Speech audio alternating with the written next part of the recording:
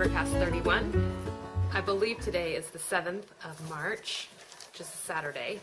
Everybody's going to be getting situated a bit, as usual. I have some dogs. You may be hearing the breathing as Fern orients herself, situates herself on the draft. And the house has got a bit of energy about it today because we are preparing to go on a overnight ski trip. And my husband's getting all the sugaring stuff ready, and I've got to make food for the trip, and we got to do the recording, and I think it's 12:30. And so there may be a sense of momentum with the podcast, and I certainly don't mean to rush, but I feel that fervor. I think the dogs feel it too, which is some of the heavy breathing you can hear. Did I say my name? Well, my name is Sarah, and I'm so happy that you've taken some time to tune in to the program. Some of you may know that I have ripped the audio from my last podcast, and I have put it on iTunes and the blog, and I will continue to do that. I will do my best to make this work for both audio and video, although my descriptors may not be as helpful as they could be, because I don't want to sound redundant with showing on the screen to people with their eyes and describing, but we'll see how it rolls. And yeah, I really like that aspect because I know I listen to a lot of audio podcasts. It tends to be my go-to, and I wanted to make the content available for those of you that perhaps are on the road a bit more, like myself, or just find that you're walking, skiing, commuting, doing the dishes, and you don't have access to that type of internet capability, etc. So anyway, if you're a new viewer, welcome. If you're a returning viewer, thanks for sticking with me. It's so great to have you here. And as always, I want to say thank you for the amazing connections I continue to make through the podcast, through the Ravelry group, and through some of the other retreat work that I do. I cannot express enough how, what's the word? Stability isn't the right word. Supported probably is the best word, although I think I overuse that word. But I feel exceptionally supported in my endeavors through the Fiber Trek project. And a number of you reach out regarding connections with some of my shoot possibilities and travel support. And it's just been wonderful to feel like, I don't know, I'm getting a little bit poetic.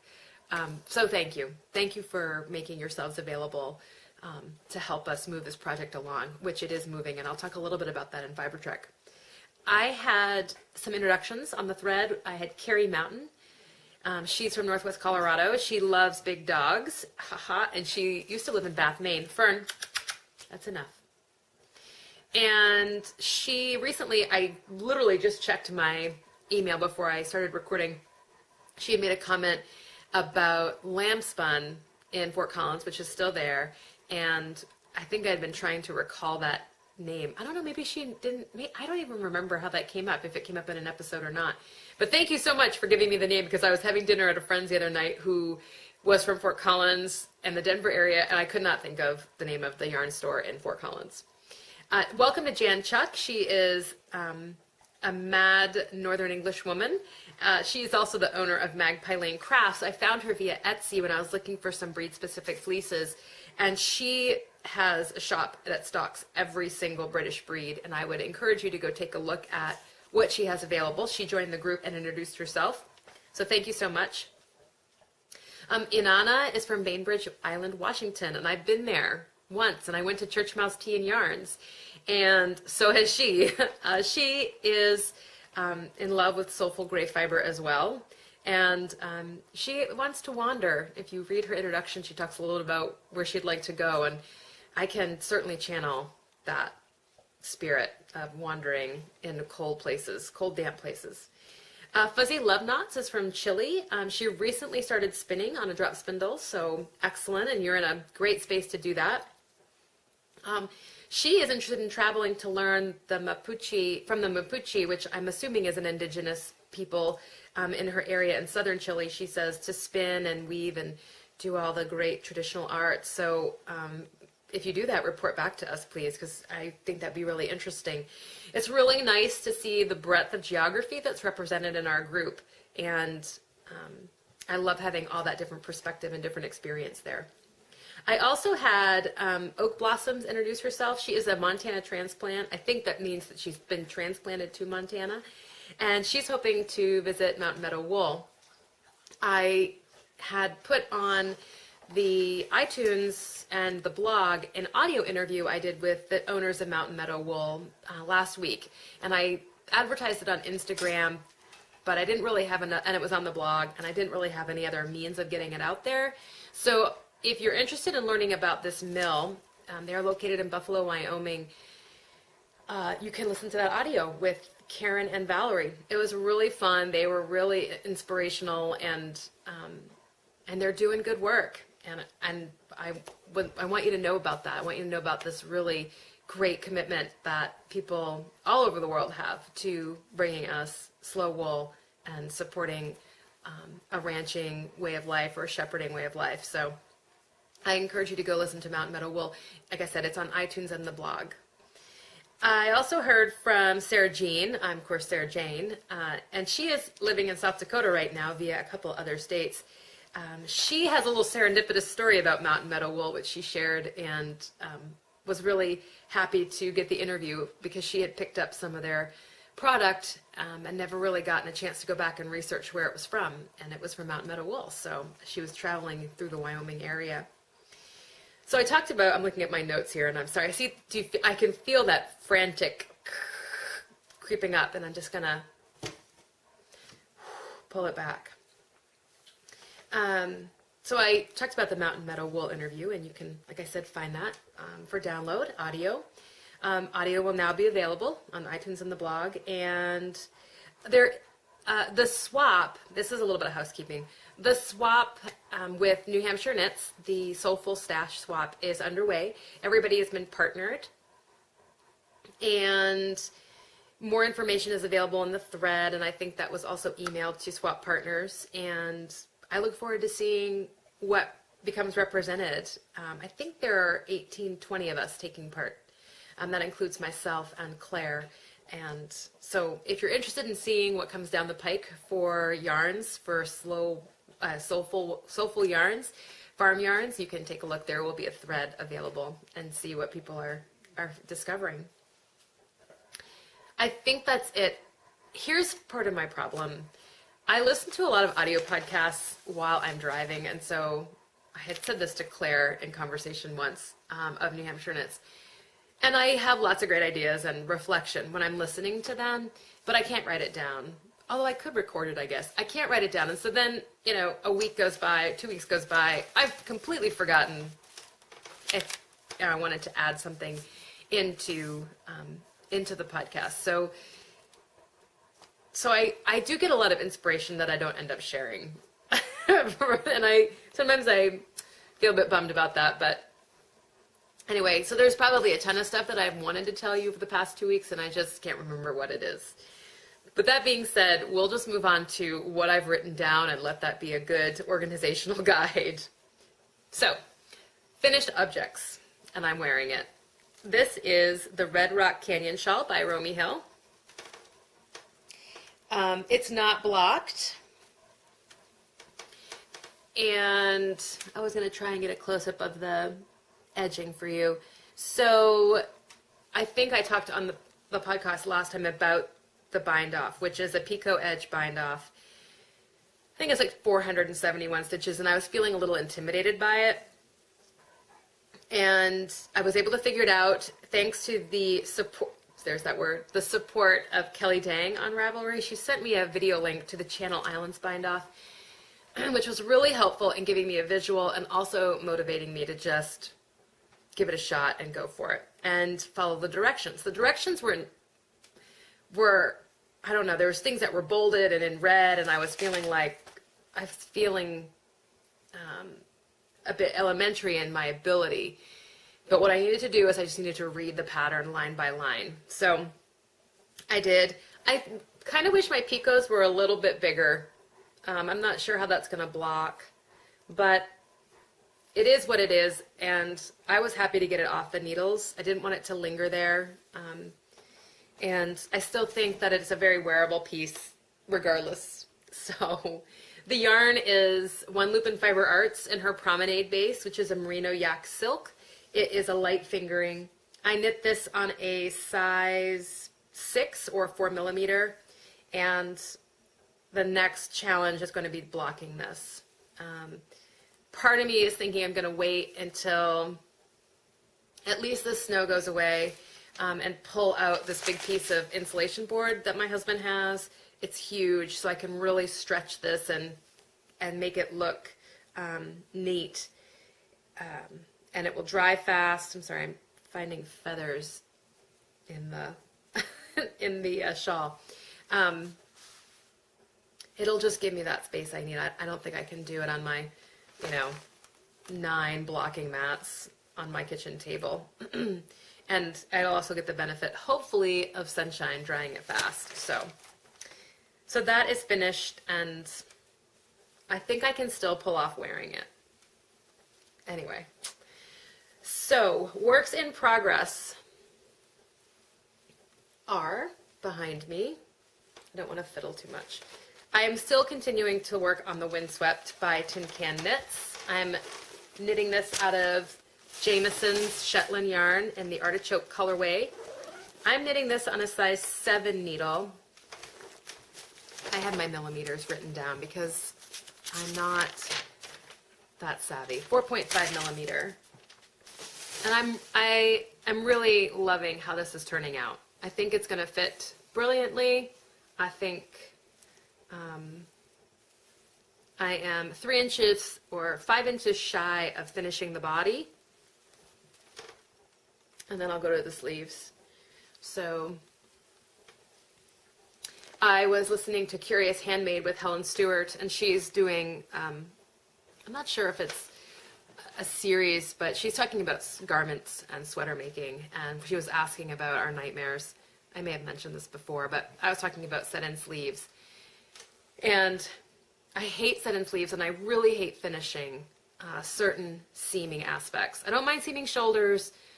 I don't mind seaming sides to sides. It's when you've got stitches like this and stitches like this that you kind of got to make that work. And so what I love about this sweater is that the finishing will be minimal. I also saw on Instagram, I follow Kent of Kent on Instagram, and he had a brilliant idea for seaming, which I would encourage you to go take a look on his Instagram feed to get a visual of this. But you pick up, you use a thin double point, and you thread it through the stitches that you want to pick up when you're stitching, and so that you can see that loop, you know what I mean? Like, instead of having to each time figure out where you are, it's already kind of sorted. That may not be a very good description. Sorry for you audio listeners. Yeah, so the picture on his Instagram feed may be more helpful, but revolutionized my world in a way. I was like, oh, God, it would be so much easier. I've also thought about taking Ann Hanson's finishing class on Craftsy, but I haven't done that yet. So anyway, Windswept Tin Can Knits in a beautiful, like, heathery, mossy green with a lace front panel and interesting construction, knit top down. So I'm psyched to get this organized and off the needles, and maybe I'll get to wear it this spring. So that is one work in progress. Oh, sorry, Coco. He didn't move. Why would he? The other work in progress is the Canopy Shawl by Melody of the Be Mandarin blog and podcast. This is a shawl that's got sections of stockinette and sections of lace. And I am knitting them in 2 colors. I'm knitting it in a beautiful brownish gray out of Hatchtown Farm, Coopworth, and kind of a beautiful rosy mauve out of Blacker Yarns Manx Mohair. I think that I think they work well together. I think that it's going to be lovely. I've just started the second section of lace. This is a triangle-shaped shawl that's knit, starts small at the top and works down towards the point or the apex. I have made, well, two modifications. One is the original is knit in one solid color. I'm knitting mine in stripes. And the second is I am not purling the section. I'm not including a purl row between the section of stockinette and the lace panel. I just didn't like the way it looked. So I've gone ahead and omitted that. Anyway, this is a really meditative knit. You do your stockinette piece. The lace is, I like it. It's got a bit of texture to it. And I think it's going to be nice and big and slightly, I don't want to use the word rugged, but I think it's going to have some substance to it. So it'll be warm and it'll be kind of beautiful and it'll keep the damp out. Let's put it that way. I'm knitting this. Did go up a needle size. I tend to go up a needle size on most every pattern I do. I'm a thrower, and I think I probably hold the yarn a bit under a bit more tension. So almost every pattern I do, I go up a needle size to get gauge. So I am knitting that on a size 9, which is a 5.5 millimeter.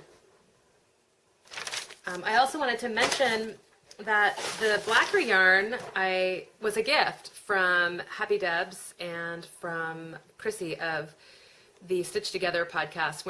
When Deb came over for the Highlands on the Fly retreat, which I'll talk about later, they had brought this for me after I've been bemoaning my lack of blacker here in the States, or my easy accessibility to blacker. And I'm thoroughly enjoying this. And using it. I love the color, I love the texture, I love everything about it. So that is that's in my Highlands on the Fly bag by Blame Your String, or Erin. So hopefully she'll be coming back this year with more signature fabrics for that. The last thing I have on the needles, and I've actually got quite a bit of work done because I've been traveling, and this is a great project for traveling. It will go into, ooh, looks like I was cabling when I put this down. This will be going on the ski trip, the ski expedition with me. This is the Waffle Cream Socks by Ann Hansen. I'm knitting it on a size 2, which is a 2.75 millimeter, and I'm knitting it out of Serenity Farms Alpaca Corriedale, which was a gift. That's a beautiful, lovely gift from Granny Sheep. And man, this yarn is to die for. And I love these socks. They're beautiful and they're moving along swimmingly when I put the time in. And I have one done, which looks like this. So this, again, beautiful gray yarn with a little bit of halo. It's a like I said, Corriedale alpaca mix. And the sock has quite a bit of texture on it. With a cable up the sides, a twisted rib cable. And I love wearing them, but I don't want to wear them in my shoes. So I'm like, oh, this yarn is so gorgeous, I should have put it around my face. But these socks are just out of this world, stunning. They're like classic hand knit wool socks. They're beautiful, like stocking-esque. So that's all I have on the needles right now. I am plotting and planning, of course, as I move forward on the windswept, what garment I'll put on the needles next. Maybe there'll be a set of set-in sleeves. A set of set-in sleeves? Aye, Sarah. I think that's that. I'm going to talk about spinning, which kind of leads a little bit to textiles and time. I was thinking of preparing a megaphone a minute, but I got a little wrapped up in the history piece. So I'll start with what I've been spinning. I did not bring it off the wheel, but I did bring a sample of the roving. You may have heard Sarah Pomegranate of Yarns at Yinhu talking about her experience with the Hog Island fiber we both picked up at Maryland Sheep and Wool last spring. And I've been wanting to get this on my wheel for a while, and I've been stymied by some other projects and kind of general malaz, and I just started to get my spinning mojo back thanks to both the inspiration of Sarah and always the inspiration of Emily of Fibertown, who's just always getting stuff off her wheel or getting it on her wheel. So I was like, all right, I need to step up the game here. So that compounded with my interest in participating in the HAP along with Knit British. HAP is a traditional Shetland construction shawl. Knit British is running a HAP along starting April 10th, and I've decided to participate. I'm going to knit Gudrun Johnston's Hansel half version. I thought, well, wouldn't it be great to use that Hog Island fiber, spin it, and knit that? This is going to get bigger, so sorry. So I got the Hog Island fiber out and was using a lot of the reflection that Sarah had to kind of guide my experience with it. Sarah does a really nice review of this fiber on her latest podcast, and you can go ahead and take a listen to that. I will talk about the fiber, but again, it's really great to have all these perspectives because different people's tactile sense will have, a different opinion, and you should be able to gather all that information. So here it is. You can kind of see it's got a really nice bounce to that. Sarah described this fiber as spongy, and I would agree with her. I personally find this very crunchy, but it's not toothy. It's not, for me, it's not toothy. It's not coarse. In some ways, it reminds me a little bit of Shelter and Loft. It has that, again, vocabulary eludes me. There's a lightness about this fiber. There's an airiness and a loftiness to it. Part of that is its preparation. It's a short stapled fiber, this Hog Island. So I have brought out the Fleece and Fiber source book to talk a little bit about it, as well as some other resources. But I am spinning this, a short forward draw on the Lendrum, and I'm going to do a 2-ply fingering weight. That's my attempt. So I love the smell of it. I got this from the Finger Lakes Woolen Mill, and in Sarah's podcast, she talked a little bit about my kind of, what's the word I'm looking for? Maybe fanaticism is the word, but that was the one booth I wanted to get to, and I got into the fair, and that's where I went. I went to that booth because I wanted to get this fiber. And why was I so passionate about that? Well, I'm attracted to critical breeds and conservation breeds, and I'm attracted to breed-specific yarns and wools. So this is a critical breed, and there are currently only about 200 of these sheep in the U.S. And I'm going to talk about their history, which I think is another attractant for me. This particular roving came from the Finger Lakes Woolen Mill, and they're out of Genoa, New York. And they have a nice little write-up about what they do and their small flock. And you can see there's some pictures of them. I don't know if that's going to pick up or not. I'm always peeking. These are feral sheep. And man, you put the word wild in front of something and I am all over it.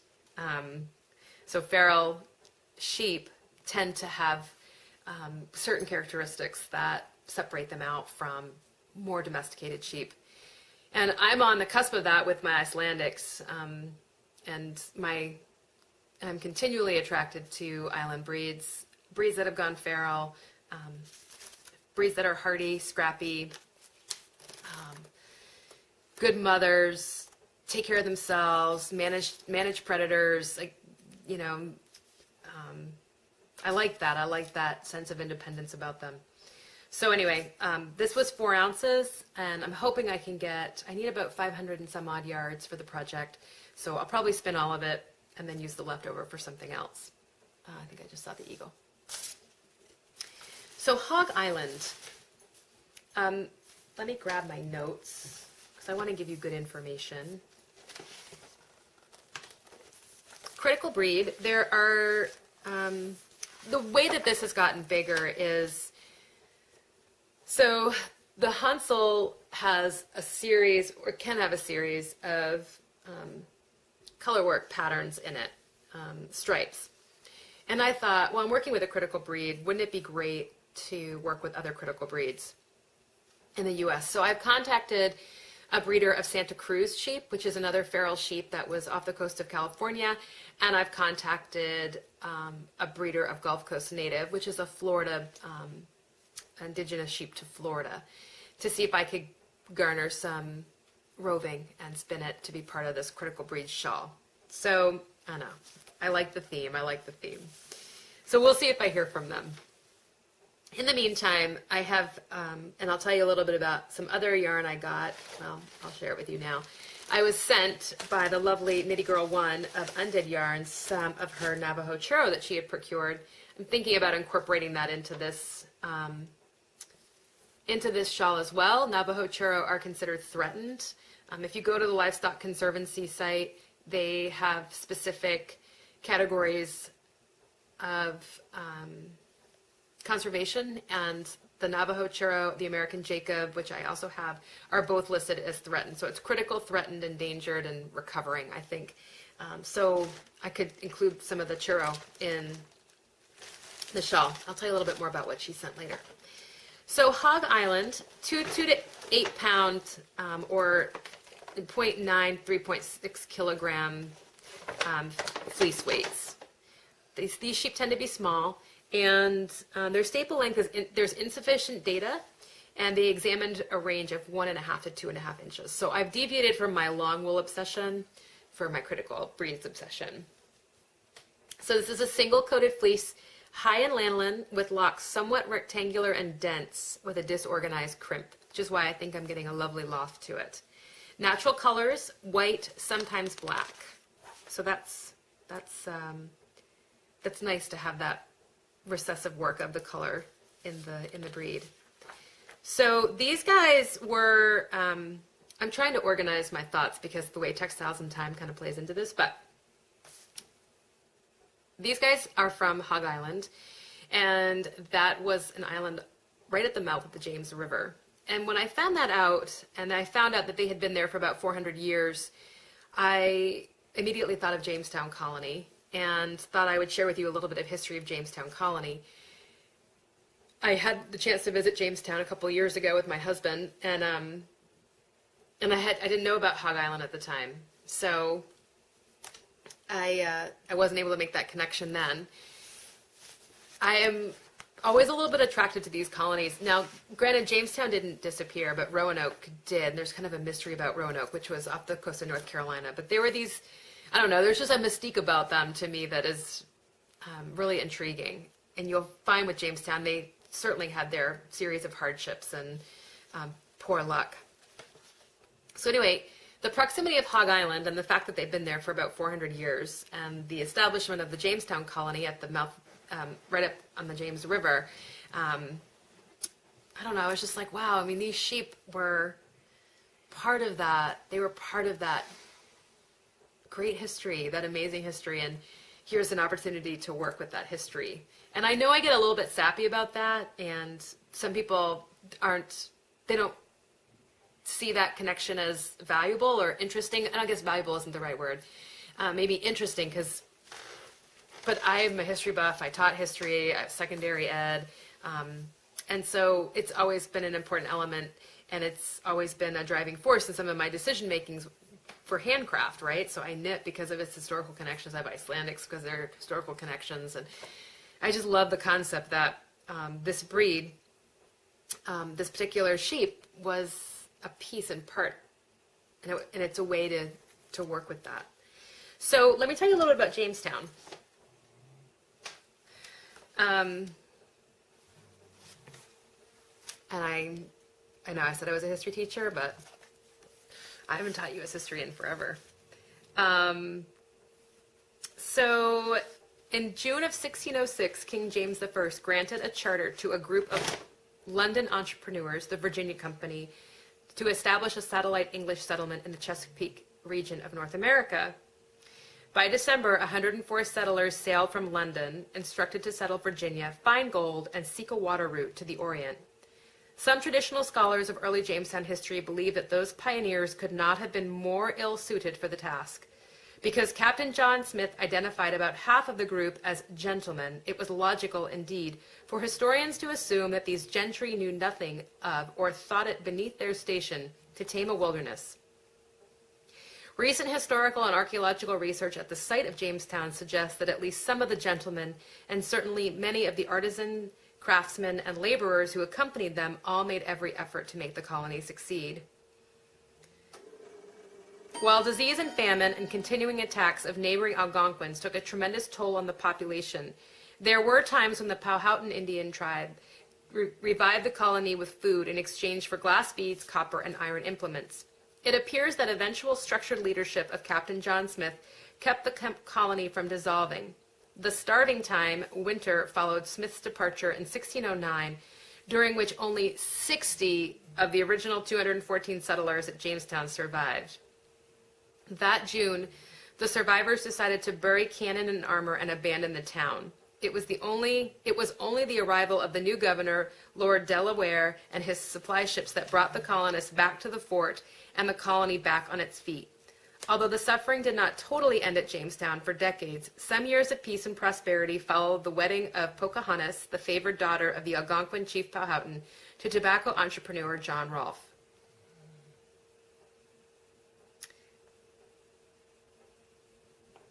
The Algonquins eventually became disenchanted, and in 1622 attacked the out plantations, killing over 300 of the settlers. Even though a last-minute warning spared Jamestown, the attack on the colony and mismanagement of the Virginia Company at home convinced the king that he should revoke the Virginia Company charter, and Virginia became a crown colony in 1624. The fort seems to have existed into the middle of the 1620s, but as Jamestown grew into a new town to the east, written reference to the original fort disappear. Jamestown remained the capital of Virginia until its major state house, located on the western end of the Preservation Virginia property, burned in 1698, and the capital was moved to Williamsburg that year, and Jamestown began to slowly disappear above ground. By 1750s, the land was owned and heavily cultivated, primarily by the Travis and Ambler families. A military post was located on the island during the American Revolution, and the Americans and British prisoners were exchanged there. In 1861, the island was occupied by Confederate soldiers who built an earth fort near the church as part of a defense system to block the Union advance up the James River. Little further attention was paid to Jamestown until preservation was undertaken in the 20th century. So I just wanted to throw that out there and just kind of give you a context for this sheep. Not an exceptionally interesting history per se. It's got revolutionary overtones, and it's got, starvation and fort attack overtones and all sorts of, it has Pocahontas connections. But this sheep's hanging around while this is kind of evolving, and I like that. I like all the layers of opportunity for participation, handcraft, and history. So anyway, I hope that wasn't boring, as my students would say. Although with any luck, you're knitting. I did teach a lot of my students to knit during class, as not a distractor, but as a kind of attention focus piece. Oh, speaking of which, I've been listening to a new podcast called Knitting for Your Brain. I will link that in the show notes appropriately. I think it's called Knitting for Your Brain, or Teaching Your Brain to Knit. Teaching Your Brain to Knit. And I heard about it from Paula of Knitting Pipeline, and it's great. They have an interesting series on brain science, and one of them that they had been talking about was attention and focus. So, big tangent there. Anyway, Jamestown, Hog Island, haps, critical breeds, those are the key main points. Let's hope it wasn't too blah. Did I cover everything there? The only other thing I'll say, I know, bear with me, is that in the Fleece and Fiber source book, she talks a little bit about what happened with the sheep. The sheep was on the island, and when feral, people had abandoned the island in 1933. Sorry. And so without management, the sheep took to their own resources and did what they needed to do. They were removed in 74, and there was a series of animals that were dispersed. One group went to Mount Vernon, which is George Washington's, sorry, that was the dog. Are you okay? George Washington's estate. He was the first president of the United States. So they have a set of animals. I believe Emily of Fibertown has gotten fleeces from them before. And then the Finger Lakes Woolen Mill has a group of individuals. So those are 2 resources for you to check out if you're interested in working with this fiber. Okay, acquisitions and discoveries. Sorry, we're very sorry for crinkling, sorry for being disorganized, sorry for dog distractions. I have to make cinnamon rolls for this outing, and we have company coming for dinner, and luckily you can't see the rest of my home because it needs to be vacuumed.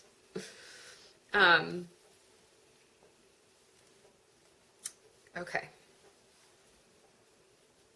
Pulling it together. All right, acquisitions and discoveries, and then we're going to wrap this up. Was it boring? Was the Textiles in Time boring? So, as I mentioned, acquisitions and discoveries, things that have come my way. Knitty Girl 1 sent along to me, which was very thoughtful. People know me so well. An ounce of this Navajo churro, and it is from Marie Walker's farm, Shepherd Summit Family Farm in Austin, Texas. This must be from Fatima, and it's a roving, and I think I'm going to throw this in with the shawl. I'm happy to talk a little bit about Navajo churro next time. I have a whole cone of it from a Maine flock, and I love Navajo churro. So I'm not sure if you're picking it up. There is a little bit of hemp in there and some longer fibers, but I think for the most part, I'm going to enjoy that. She also sent me something very lovely and luxurious. This is her, I don't know if it has a base name, but this is her colorway Graveyard. It's a little bit more subtle than that, not quite as contrasted. Maybe it is. This is her Graveyard colorway. It's 50% merino, 50% silk, 231 yards of a DK. It's 100 grams. There's her Undead Yarns. So I'm thinking I'm going to knit a Cupido cowl out of this just to give it a shot. The contrasts in these 2 fibers, okay, so really interesting that, I don't know, that these both came my way in a package. I thought, wow, what a perfectly balanced experience. And it's fun to have some dyed gray yarn. So anyway, thank you so much, Knitty Girl 1 and Undead Yarn, for your generous package. I received that on a rather long day. I'd been away from home for a number of nights and was re-entering dog world and general chore world, and so it was great to have that. The other acquisitions are from Spa. I attended Spa, which is a retreat in Freeport, Maine, at the Hilton Garden Inn with my friend Sarah of Upton Yarns. She and I did a lot of plotting and planning, as usual. I'm just going to make some room for myself here. Try to pull my energy down. I had some water. Maybe we'll have like a little bit of silence.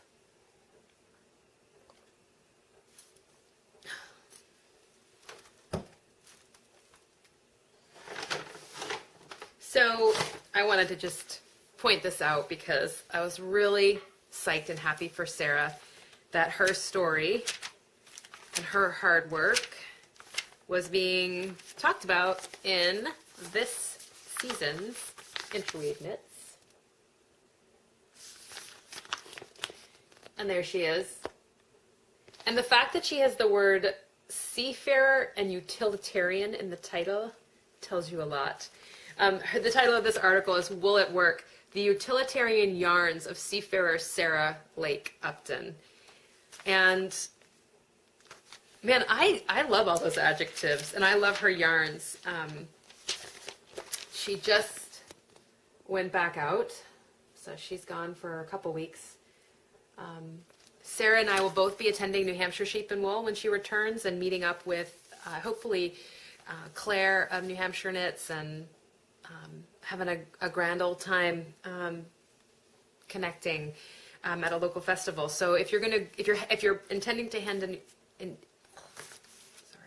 if you're intending to head to New Hampshire for the New Hampshire Sheep and Wool, which I believe is the second weekend in May, then please comment on the board so you can make sure to get information about where we're meeting up, etc. So anyway, I was really excited to see Sarah's yarn exemplified in this edition. I also found a sweater in here, which I think would be great to amend perhaps the sizing for her Gansey yarn. I can find it. Jody of One Lupin Fiber Arts pointed this out to me, this sweater. And I was like, yeah, you're totally right. I love this sweater. Now the Gansey yarn is a 5-ply, and it's going to have probably a lot of structure to it. This looks like it has a little bit more drape, but I think that would be a really, even if that sweater had a little bit more structure to it, I think it'd be maybe fun. So, well done, Sarah. And then, even before I went to spa, I picked up this beautiful skein of Romney mohair. This is Maxine from Michelle By of Bye Bye Brook Farm. This is her Romney, and it's 80% Romney, 20% mohair, all main raised, 210 yards worsted. I think I'm going to knit the Yarniad's Adma. It's a kind of a big cowl. Are you okay, lovey? And out of this. So I think I'm just 50 yards. I think it's 250 yards, and I have 210. I think I can make it work. We'll see. So anyway, I picked this up because I just could not leave it. Some of you saw that Instagram post. The other thing I picked up was 2 skeins of Blueface Leicester from Jan Marek Rakowski's studio. I believe they're out of Connecticut. This is a fingering weight, and there's 500 yards here. It's a little bit purplier than it is, and then I picked up this color, and that's a little bit, I guess that's correct. It's not really a yellow, it's kind of a twiggy golden honey. So both 500 yards, and what was I thinking I was going to knit out of this? Oh, it came and it went. I had looked it on Ravelry and planned it all out, but it came and went. The other thing I picked up, and this is where it pays to be, you know, all about the natural color, is in the sale bin at the Full Moon Farm stand was this Merino Corriedale lamb yarn. It's a 2-ply DK sport weight, 4 ounces, 330 yards, and I got this for $10 a skein in the sale bin, and there were enough skeins in there for a sweater, and I was like, who, you know, perfect, you know, that's the way to buy farm yarn, I guess. And I really lucked out being able to pick up that much. So Laura Watson, Full Moon Farms Fabulous Fibers. This is their information right here. Yes? No. No. I'll try one more time.